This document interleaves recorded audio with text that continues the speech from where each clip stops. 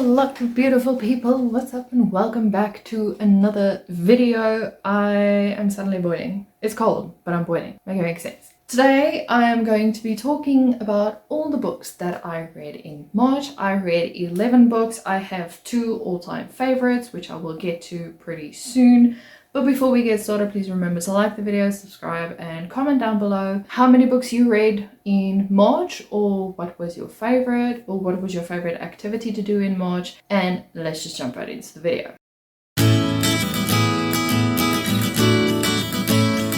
For March, I had obviously 2 books, and the first one was my first read for March, and it was House of Flame and Shadow by Sarah J. Maas. If you're not familiar with the series, it is basically an urban fantasy series about a half-fae investigating a murder that happens along with an archangel. She is very close to the case because her best friends actually died about a year ago. While she and the archangel Hunt investigates this, they stumble upon deeper, darker secrets than what they were bargaining for, and this just spools into a whole series of unraveling secrets. I gave this book, obviously because it's my favorite, a 5 stars. I really enjoyed this book. I won't say the world building, more of the fact that I enjoyed the characters and what happened along the way, how they got here, their journey until the end. I do have to admit that I agree with a lot of people. It is a bit info dumpy, especially in some areas with Bryce. There were things that just went over my head and I was too lazy to reread them. So yeah, essentially I got the gist of it and I enjoyed it. I especially enjoyed the end. It was, I don't know how to explain it. If you've seen superhero movies where things happen and everything happens in slow-mo and that kind of thing, that's how the ending kind of was described to me, and I really like that. I really like the fact that the scene played out in my head so beautifully and I enjoyed it. I know a lot of people were a bit disappointed in this book, but I ate it up in about 3 days. If you want to go check out my blog, I'll link it up here. My next favorite was Bride by Ali Hazelwood, and this is about a vampire who is married off to a werewolf to secure kind of like an allegiance between the 2 species because of things happening.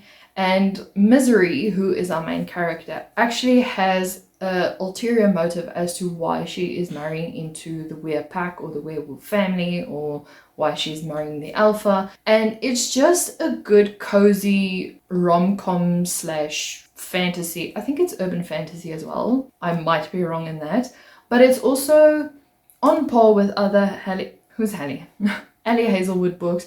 You know, the protagonist, the guy, he's big, the girl is small, and they just complement each other in such a cute way. It was so fun to read. I really enjoyed the dynamics between the 2. It was a really slow burn book to me. I don't know if everyone else agrees. All around is a good time. I also did a vlog about this. If you want to go check it out, I'll also link it up there along with another book that I read. But yeah, Bride, gave it 5 stars. My next physical read was quite a disappointing read for me, and it is Frostbite by Rochelle Mead, and this is the 2nd book in the Vampire Academy series. The first one follows our main protagonist Rose, and she is trying to save her best friend Vasilissa, kind of sounds like Vaseline now that I think about it. So she's trying to save her by escaping from the Vampire Academy to avoid confrontation with something that happened which we have no knowledge about. And throughout the journey we find out Lissa has dark powers that everyone is trying to hide from the academy, and it's just bad things all around. The 2nd book basically just follows them, kind of like a Christmas excursion they're going on. This is like a Christmas vibey book, but there's a lot of murders. There's still a lot of strigoi popping up and it gets dark. The only thing I didn't like about this book is the fact that Rose's tone is very different in this book. It's like it's 2 different people who wrote Vampire Academy and then who wrote Frostbite. I don't want to say I didn't like the way that she acted around her mother. I can understand the dynamics of why she's acting out against her mother and everything, but I don't know, the way she acted towards certain other characters was really childish. It wasn't the 17-year-old we were used to in the first book. So it kind of jumbled it a bit for me and I got annoyed really fast. I was hoping this book was over. By the last few pages, I was engrossed again. But yeah, for the majority of the book, basically like 80% of the book, I just wish this thing was over. I gave it 3 stars, maybe a high 2.5 star, but you know, this just wasn't enjoyable. I'm hoping the next book is better. We'll see in May when my bestie and I continue with the series. We're taking a break this month and reading The Familiar, but yeah, that is a video for another day. Then I read an arc called The Journey of Love by Simi Ramdad. Simi is a South African author, an indie author, and she just released this book. I went to her book launch and it was quite awesome. It was fun. I had the weirdest sushi, but you know, I was thriving because it was sushi. This book is basically about a noble called James who is forced to marry a Indian princess. I believe it's an Indian princess, and he doesn't want to. He really just doesn't want to marry someone. It's against his principles, it's against who he is, and he's just not vibing with it. And then on the other spectrum, we get Izzy, who thinks he only wants to marry her for her dowry. So she thinks this is going to be a very stupid union. And so they go on this journey of love, if you will, to fall in love. The writing is pretty nice. The writing engrosses you. It's fast-paced. You know, it just grabs your attention. I just feel like there were too many plots. There were like 4 main plots in this book that I was like, why are we... I got a bit overwhelmed. Let's just put it like that. I could have done with a bit more tension, that kind of thing. But I am looking forward to the next book. The next book, I believe, comes out very soon. And I gave it 3.5 stars. Then the next book I read was an arc I received from Bookatour and NetGalley, and it was A Death in Venice by Verity Bright. If you're not familiar with my, how can I say, year-long journey already with Verity Bright, this is a cozy murder mystery centering a noble lady called Lady Eleanor Swift in the 1920s, and she travels a lot, and wherever she travels, there's a murder happening. So together with her butler, usually her French bulldog, and her ginger cat Tompkins, they try and solve a mystery. And A Death in Venice is when there is death on the Venice waters, and Lady Eleanor is like smack bang in the middle.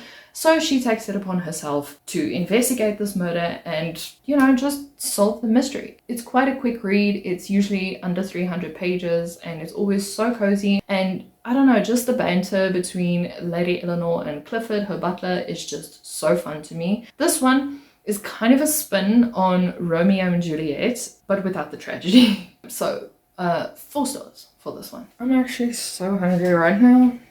The next book I'm quite excited about because it is Spitting Gold by Carmela Logans. I hope I'm saying that name right. It is an arc I received through Penguin Random House and NetGalley. This blew me out of my seat because I received an email that said Penguin Random House and you are invited, and I was like, what is this? This book is about 2 sisters, Alice and Alice. I'm not funny. Agnes and Charlotte. And when we start the story off, these 2 sisters are estranged. They are actually medians in 19th century France, but things happened and they split from one another. Agnes has married a nobleman and Charlotte is struggling to keep afloat because her father has a brain tumor. So she goes to Agnes and she's like, as a last hurrah, as we are medians, there is this really severe case at this once prominent noble family and they are being haunted by someone from the past. So Agnes is reluctant at first, but finally she's like, okay, cool, I'll jump in, I'll help you. And circumstances surrounding this are very murky. It is very unclear as to why these people are being haunted by someone from the past. You think it's the person they are referring to, when in actual fact it is someone else entirely. The person is still part of the family, but it's just so wild and so different, and I really enjoyed this book. It is a book centered on betrayal and mystery. It is so captivating. It was so entertaining to read. I really love this. I'm actually looking in doing a deep dive into this book.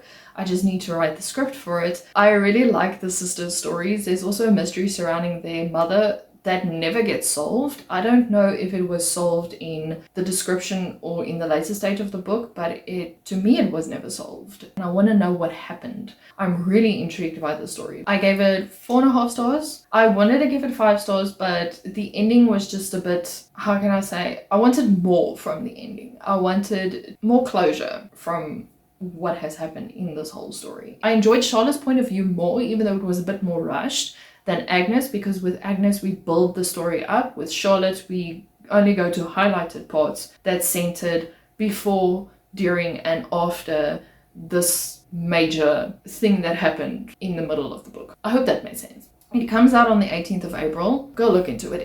It's awesome. Next arc I received via Book Sirens is Blade of Night and Winter by River Knight and Chris Ruler. They are two indie authors. I started picking up this book after Quest of Shadow and Ruin. I really enjoyed it. It's about a mage and a bounty hunter and how they team up to find a person who owes them something and who also captured the people that they love. And throughout this journey, they kind of start to trust each other and to trust one another's antics. And it's a fun read. I don't know how else to explain it. It's a 4-star read for me. I really enjoyed the journey that these two characters went on. And it's also based on fantasy, so there's a lot of magical elements in it, which is also quite fun to read about. Overall, I just enjoyed it. It's a fast read, it's 216 pages, so if you're looking for a young adult fantasy that's just really fast and fun, I think you should pick this one up. Then I read the novella accompanied by the Quest of Shadow and Ruin series, Flower of Song and Silver, and this basically is just a prequel to the Quest of Shadow and Ruin series. I don't want to explain anything because it's only 41 pages, so if you're interested in the Quest of Shadow and Ruin series, pick this one up. I don't know, it could be fun. It is very gripping because you as the reader know that what this person is going through is just, she's going to be betrayed, and you want to shout at her and you want to tell her, no, don't trust this person, but things just continue to happen. So yeah, it was a wild time, but it was a fun time. And I think it's going to play a pivotal role in the third book in the Quest of Shadow and Ruin series, and I gave it also 4 stars. Then the next book I read was part of my weekend reading vlog for March, and it was Waking the Witch by Kelly Armstrong. This book follows 21-year-old private investigator Savannah Levine. She is also half witch, half sorcerer, which is kind of weird on its own because in this world, witches and sorcerers don't get along. They despise each other upon seeing each other, so it's quite weird that her parents are from 2 opposing sides. But she is investigating a series of murders that happen in a small town of Columbus. But the more she investigates, the more she uncovers that this might not have been just a random murder, it might be a witch hunt. Could be, could not be. You don't know. I was surprised about this book. I thought I wasn't going to like it because I've heard mixed feelings about people who read from Savannah's perspective because she's 21 years old, and because we've known her since she was 12. We always have this image of her that she's the small 12-year-old girl with big blue eyes and black hair. And it's weird to read from her perspective now that she's 21, now that she has a job. And in this job, she just jumps headfirst. It's all systems go from the start, but I enjoyed her narrative. I enjoyed the fact that she was just so blunt with everyone. She doesn't cut corners. She calls a spade a spade. Whether you like it or not, that's your issue. And the things that happened in this book were so wild. There was a murder that happened to someone she started liking, and I was upset about that. I can understand why Savannah was upset about that. And everything just, it was a wild time. The mystery involved in this whole thing, I also didn't expect. The people who I was looking at and who I thought, yeah, this could be the murderer. No. You have been fooled. That was me. I have been fooled. The person who was the murderer wasn't even someone that I thought would be a problem again. I gave this 4.5 out of 5 stars because I was upset about the ending. The ending ended on such a cliffhanger that it almost gave me a book hunt. No, not a book hangover. It almost gave me a reading slump, but then I dived into Bride, like directly. Sometimes to beat a slump, you have to start reading another book and you have to force yourself to read another book. I really love Kelly Armstrong's books, and I am afraid for the series to end. The next book I read was Shatter Me by Tahira Murphy, and I read this book before. This was a reread for me because I thought I was going to join the book club for this month, and I didn't because it was Easter and I went to visit my family, so yeah, but I really wanted to reread this just to refresh my mind before I dive into this book or the series even further. But this is about Juliet, and nobody can touch her because if you touch her, she touches you. She drains the life out of you, and that's how she gains her power. It's not very clear how this is happening, but because of her strong powers, the resistance wants her on their side and she doesn't want anything to do with it. And then while she is still in captivity, she's paired off with this person that she remembers, but she can't remember from where she remembers him.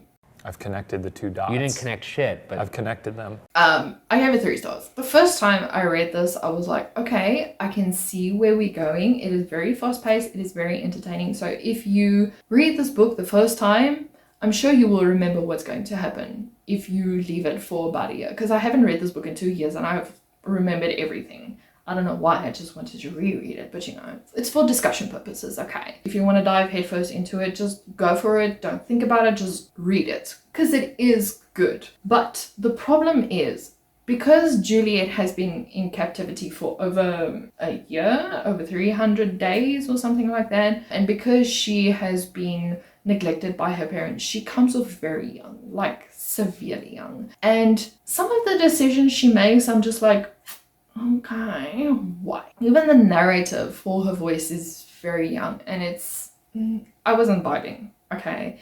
And then there's Adam. I'm suspicious of him. I was suspicious of him when I first read this book because I thought he was going to betray her. I still feel that, or he's going to do something. I don't know. Because I know he's not endgame. I've seen enough spoilers to know Adam is not endgame. Like I say, a fast-paced book, but I wasn't vibing with it the second time. This doesn't necessitate a second reread, so 3 stars. And then the final book I read was When You Had Power by Susan K. Quinn. I think it's Susan K. Quinn. And I want to read you the description they have on Goodreads because that is why I fell in love with this book. So my description to you is, it is a dystopian novel set in the 2050s and there is this engineer who is trying to figure out who is sabotaging the power on Powerhouse 1. It's Power Island 1. There we go. So she's trying to figure that out and she continues to put herself in danger. And just how she investigates this whole series, and it ended on a very big cliffhanger, so yay for me. I always love to read series that ends on a cliffhanger. So the description on Goodreads is for better, for worse, in sickness and in health. It's a legal vow of care for families in 2050, a world beset by waves of climate-driven plagues. Power engineer Lucia Ramirez long ago lost her family to one. She'd given anything to take that vow. The Power Islands give humanity a fighting chance, but tending kelp farms and solar lilies is a lonely job.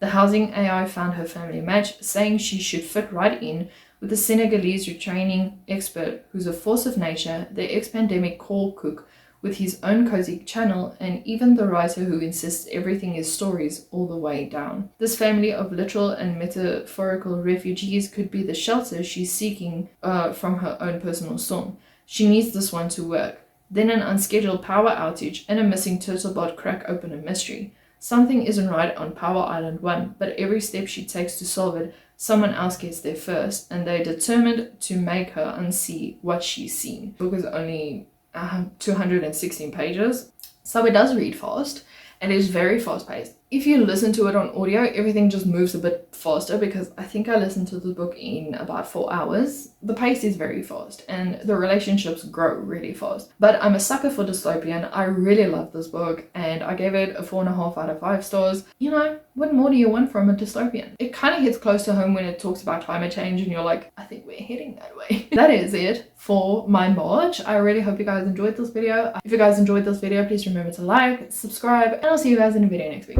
Bye!